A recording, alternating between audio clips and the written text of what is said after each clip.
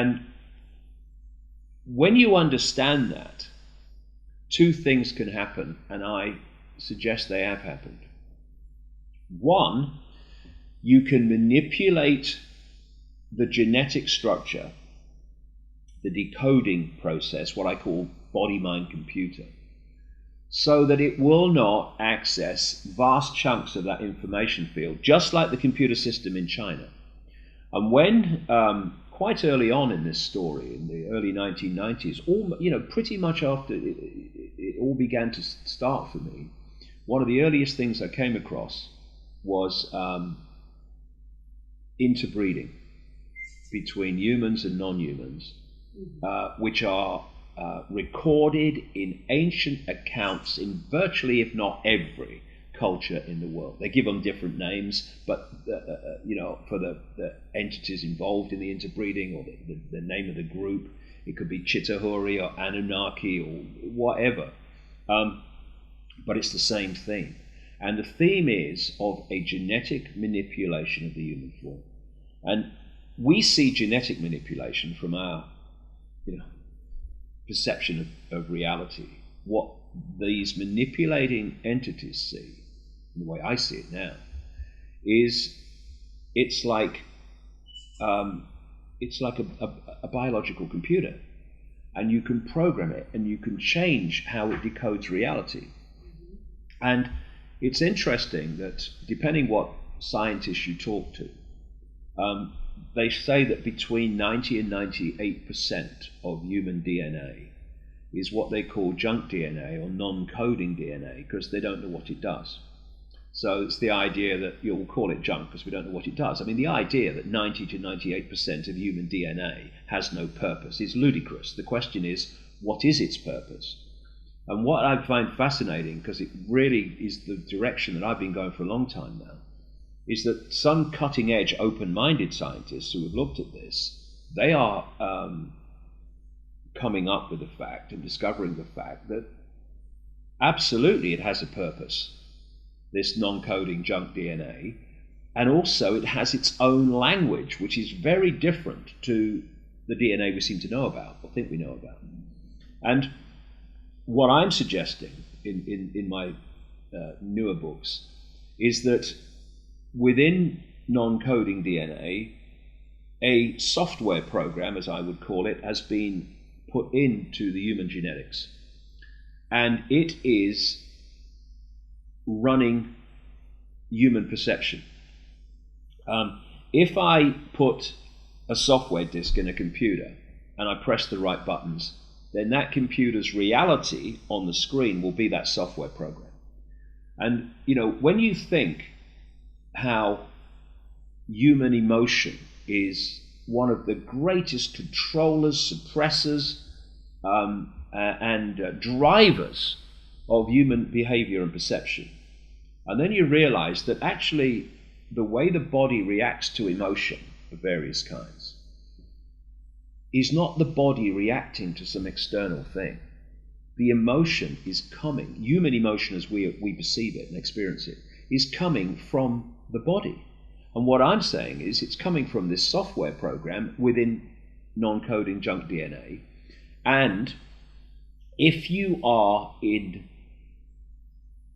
body-mind, five sense reality alone, then there is a very, very good chance that you go your entire life in this world without having a single original thought or emotional response that hasn't come from the software program. That's the scale of human control, and that's how deep the rabbit hole goes, and it's only as far as we are now. So we have the thoughts and we have the emotional responses, but where are they coming from? When you see people like Carl Jung, the famous Swiss psychiatrist, and others who talk about archetypes, they say that they can basically break down human personalities into 12 big archetypes and combinations of them, some others too, but really major ones. Well, hold on a second. we live within all possibility, infinite possibility, and you can break down human personalities into not many archetypes and combinations of them. What's going on? You can't break infinite possibility down into a few archetypal personality types, but you can if it's a software program. You absolutely can then. And so that is running through human, the human system. And you know, if you go into a quiet state, and you can do this if you work at it, you can literally observe your own thoughts. You know, the chatter in the head never stops. You know, you go into a quiet space. What did I say? And we take that to be us. But you can go into these states of awareness where you literally just move back and observe your own thoughts, and you can listen to them, and you can observe them and going, it's ridiculous. This is ridiculous. What are you doing? But then the question comes, what's observing those thoughts? The real you. What are those thoughts? The software program. And what the system has done systematically is to get us to identify, confuse who we really are with the software personalities that we're given. And so, when you start to break out of the software dominance, and you move your point of observation beyond the program into the realms of true consciousness, then those who are still running the program thinking it's them, they're going to think you are insane or dangerous or ridiculous, because they literally cannot compute through the software what they're doing, what you're saying rather. And so this is what the awakening is that I was told about 22 years ago. It's breaking open the mind to move your point of observation from the software program into levels of our awareness that are beyond the software program. And at that point, you can see what the software program is actually there for us not to see, which is all the things that are going on around us that we don't connect, we don't think are possible, because the software program is telling us what to believe. And then it goes to the next level, because as these pieces in the puzzle started going into this direction, you have the software program running through the human body computer, if you like, which we take to be us. And that's incidentally why, you know, if you type data into a computer and then you press enter, you pretty much know, well, you bloody well know what that computer's going to do, because it's programmed to do it. In response to that data, press enter.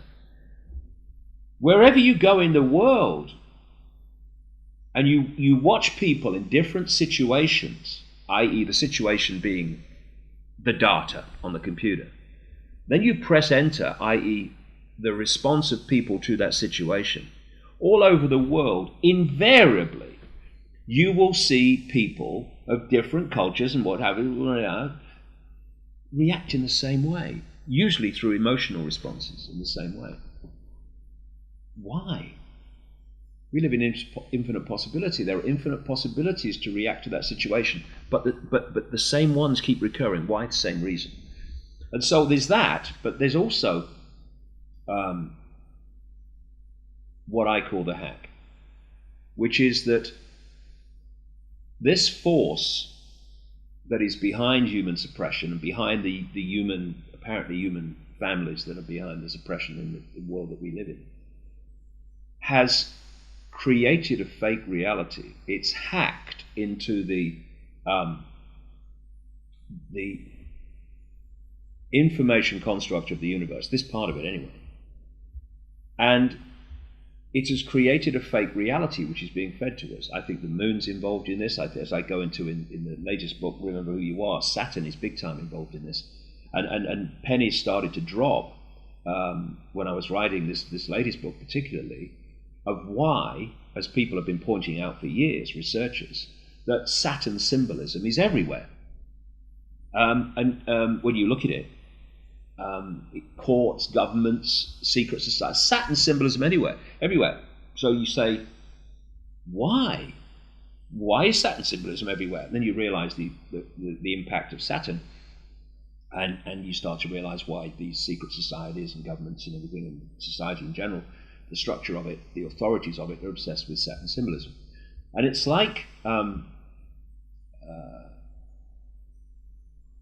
we should be decoding a much wider range of information, i.e. decoding a much wider range of information into our experienced reality.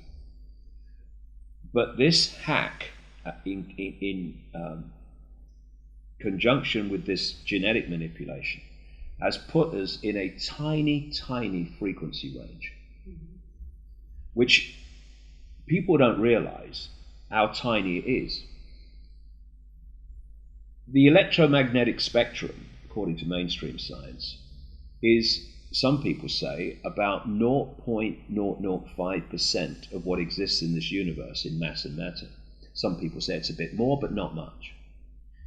Visible light, which is the only frequency range that we can decode into a reality we can see, is a fraction of the 0.005%.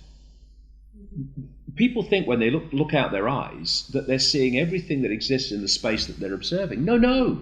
They're experiencing a tiny band of frequency, and all the rest of the universe and multiverses and infinity in general is all sharing the same space. Space is an illusion too, really, that I'm sitting in, and it's all existing in this space. But because this is programmed to only decode this narrow band of frequencies we call visible light, this is the only band that I can see. And thus, when people talk about the paranormal and all that stuff, and ghosts and things appearing and disappearing, well, they haven't appeared and disappeared. But if they enter our frequency range, we decode them. It appeared out of nowhere, and then it leaves our frequency range. We can't decode it anymore. It disappeared in front of my eyes. No, it didn't. You ceased to be able to decode it because it left the frequency range you can decode. So once you realize this, all this paranormal stuff becomes perfectly explainable.